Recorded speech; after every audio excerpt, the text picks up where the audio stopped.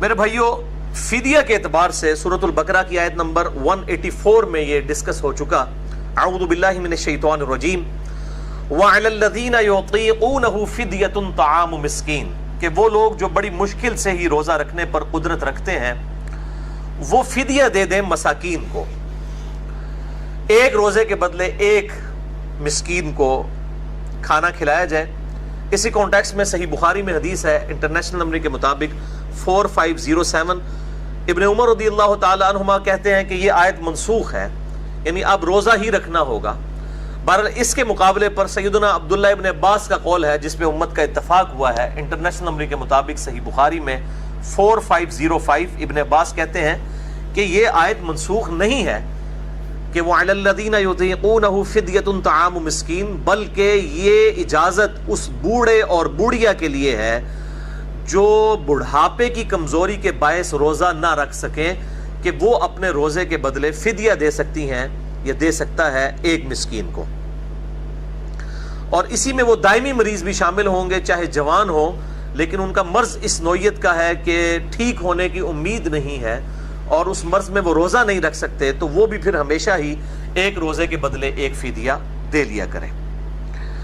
اور اسی کانٹیکسٹ میں صحیح بخاری میں تعلیقاً موجود ہے، اور یہ جتنی بھی روایتیں بخاری میں تعلیقاً آتی ہیں ان میں سے اکثر کی اسناد جو ہے المصنف ابن ابی شیبہ میں، اسی طریقے سے المصنف عبد الرزاق کے اندر اور سنن الکبریٰ البیہقی کے اندر اور باقی کتابوں میں مل جاتی ہیں.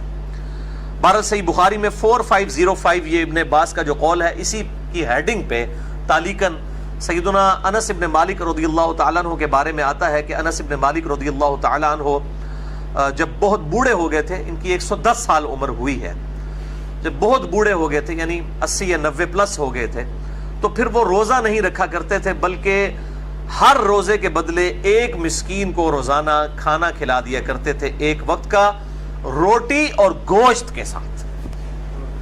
لن تنالوا البر حتى تنفقوا مما تحبون، تم کبھی بھی نیکی کے اعلیٰ درجے کو حاصل نہیں کر سکتے جب تک کہ اپنی پسندیدہ چیز اپنے رب کے حضور قربان نہ کر دو. تو فدیہ کھلاتے ہوئے بھی یہ ذہن میں رکھا جائے کہ یہ نہیں ہے کہ خود جو ہے وہ گوشت کو کھانا کھاتا ہے تو اب وہ دال کے ساتھ کھانا کھلانا شروع کر دے یا اس سے بھی کوئی نیچے درجے کی چیز اللہ کی راہ میں خرچ کرے مساکین کے فدیے کے طور پہ. تو اس کی اسلام میں اجازت نہیں ہے اور نہ اسلام اس کو پسند کرتا ہے، بلکہ جو عموماً کوئی کھانا کھاتا ہے، اگر کوئی غریب ہے وہ غریب کے لیول کا کھانا کھاتا ہے تو وہ اسی لیول کا کھانا فدیے کے طور پہ مساکین کو دے سکتا ہے. اور اسی طریقے سے اگر کوئی امیر شخص ہے تو جس لیول کا کھانا وہ خود کھاتا ہے تو اس کے بدلے کھانا کھلائے، یہ سب سے بہتر ہے. بہرحال اس پہ بھی اجماع ہے امت کا کہ اگر کوئی کھانا نہیں کھلا رہا تو اتنے کھانے کی جو مقدار ہے اس کی جو قیمت بنتی ہے وہ کسی مسکین کو دے دی جائے. اور خصوصاً میں تو اس میں مشورہ دوں گا کہ جو ہمارے مزدور طبقے کے لوگ ہیں یہ اکثر روزہ نہیں رکھتے. ظاہر ہے کہ اگر پورا دن یہ مزدوری کریں گے تو بیچارے کس طرح روزہ رکھ سکتے ہیں. بہرحال شریعت سے تو روزہ اس حوالے سے ان سے ساقط تو نہیں ہوگا. تو ایسے لوگ پھر عموماً جو ہے وہ رمضان میں ادھار اٹھا لیتے ہیں، یا اگر جنہوں نے روزہ رکھنا ہے، کوئی لاکھوں میں ایک ہوتا ہے کہ جو اتنا جس کو اللہ توفیق دیتا ہے. بہرحال اکثریت تو روزہ رکھتی نہیں ہے. اور یہ بھی مطلب پبلک میں بھی مشہور ہے کہ جی وہ عجیب و غریب قسم کے واقعات بنائے ہوئے ہیں. جی ایک گورا آ گیا، جی اس نے دیکھا ایک مزدور مزدوری کر رہا تھا، اس کو علیحدہ لے گیا، اس کو کہا تمہیں کوئی نہیں دیکھ رہا، پانی پی لو.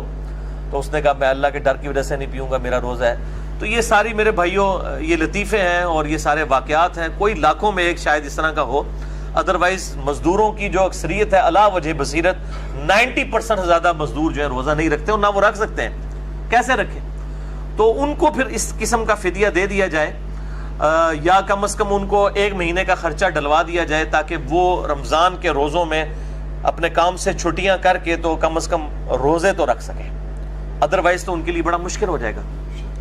تو اگر کسی کی زندگی موت کی کشمکش بن جائے اور وہ پھر اس صورتحال میں روزہ چھوڑ دے مزدوری کی وجہ سے اور بعد میں پھر سردیوں میں روزے کو مؤخر کر لے، تو اجتہاداً میں سمجھتا ہوں لا یکلف اللہ نفسا الا وسعہا کے تحت کوئی نہ کوئی گنجائش نکل آئے گی. لیکن یہ عمومی گنجائش نہیں ہوگی. اس کے رشتہ داروں کی، قریبی احباب کی، دوست یاروں کی یہ ذمہ داری ہے کہ اس کے لیے کوئی ایسا معاملہ کر دے کہ تاکہ وہ رمضان میں مزدوری نہ کرے اور اس کو ایک مہینے کا خرچہ ڈلوا دیا جائے تاکہ وہ اپنا جو ہے وہ روزے رکھ سکے. تو یہ زیادہ یعنی حقدار ہیں کہ ان کو مہینے کا راشن ڈلوا دیا جائے. اور یہ ایک مسکین کو کھانا کھلانا ایک وقت کا یہ تو کم از کم ڈیٹم لیول ہے. اگر آپ اس سے زیادہ بھی کھلانا چاہیں تو بہت اچھی بات ہے, 2 وقت کا 3 وقت کا, جتنا بھی 3 وقت کا تو خیر رمضان میں نہ کھلائیں, روزے ہی نہیں رکھے گا وہ, یعنی اس کے ایکویولنٹ آپ اس کو پیسہ دے دیں یا مال دے دیں کہ تاکہ وہ اپنا راشن پانی کے ساتھ معاملہ چلا سکے. بہرحال احناف کا اس میں موقف ہے کہ 2 وقت کا کھانا, تو میں سمجھتا ہوں یہ موقف ان کا غلط ہے, کیونکہ جو صحیح حدیث اس کو سپورٹیو ہے ہمارے موقف کو, وہ صحیح بخاری اور مسلم کی متفق علیہ حدیث ہے. میں نے پچھلی دفعہ بھی ڈسکس کی تھی روزے کی قضا اور کفارہ سے ریلیٹڈ جو ٹاپک تھا, اس میں انٹرنیشنل نمبر کے مطابق مشکات میں 2004 ہے اور بخاری اور مسلم دونوں میں موجود ہے. جو ایک شخص نے اپنی بیوی کے ساتھ ازدواجی تعلق کی وجہ سے روزہ توڑ لیا تھا, تو اس کے کفارے کے طور پر آپ صلی اللہ علیہ وآلہ وسلم نے فرمایا تھا یا تو ایک غلام آزاد کرو. اس نے کہا میں غلام نہیں آزاد کر سکتا, تو فرمایا 60 روزے رکھو. تو اس نے کہا میں 60 روزے بھی نہیں رکھ سکتا, تو فرمایا پھر 60 مساکین کو کھانا کھلا دو. پھر آنورڈ حدیث چلتی ہے. تو 60 روزوں کے بدلے 60 مساکین کو کھانا کھلانے کا آپ صلی اللہ علیہ وآلہ وسلم نے فرمایا. 120 مساکین کو نہیں فرمایا, اور نہ 60 مساکین کو 2 ٹائم کا کہا, بلکہ کہا یا 60 روزے رکھ لو یا 60 مسکینوں کو کھانا کھلا دو. اگر یہ عموم میں بات کی جائے گی کہ 60 مسکینوں کو کھانا کھلا دو یا 60 لوگوں کو روٹی دے دو, یا عموماً ہمارے بھی جب کوئی فنکشن ہوتا ہے تو ہم کہتے ہیں جی ہم نے روٹی دینی ہے, تو 2 ٹائم کی تو کوئی نہیں روٹی دے رہا ہوتا, نہ شادی کے موقع کے اوپر نہ کسی اور موقع پہ, 1 وقت کی روٹی دی جاتی ہے. یا اسی طریقے سے کوئی سرمنی جب سیلیبریٹ کی جاتی ہے تو کہا جاتا ہے جی ہم نے روٹی دینی ہے, تو روٹی کا مطلب تو کوئی بھی یہ نہیں لیتا کہ 2 ٹائم کی روٹی دینی ہے رشتہ داروں کو, 1 ٹائم کی دی جاتی ہے, یہ انڈرسٹوڈ ہے.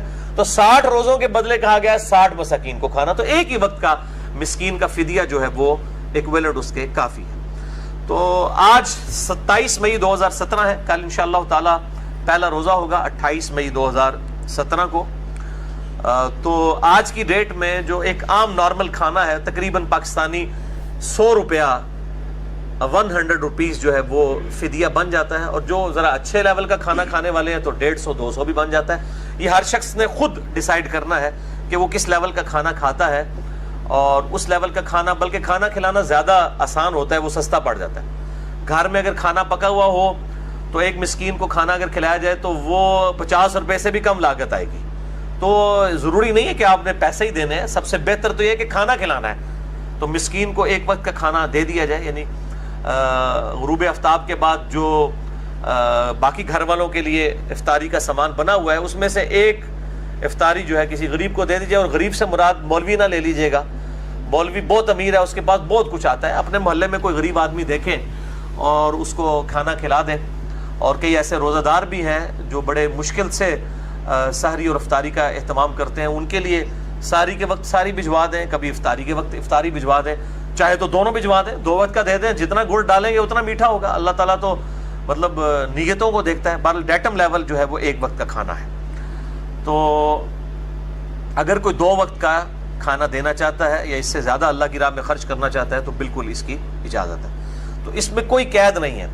اسی طریقے سے اگر کوئی انگلینڈ کے اندر یا امریکہ کے اندر ہے تو وہ پاکستانی فدیہ نہیں دے گا, وہ اپنے اعتبار سے فدیہ دے گا. جس لیول کا کھانا وہ وہاں پر کھا رہا ہے, اگر اس کو 1 وقت کا کھانا جو ہے وہ $2 میں یا $3 میں یا $4 یا $5 میں یا پاؤنڈ میں پڑتا ہے تو وہ اسی ایکویلنٹ ہی جو ہے وہ فدیہ دے گا. یہ خود ڈیسائیڈ کرنا ہے انسان نے اپنے لیے.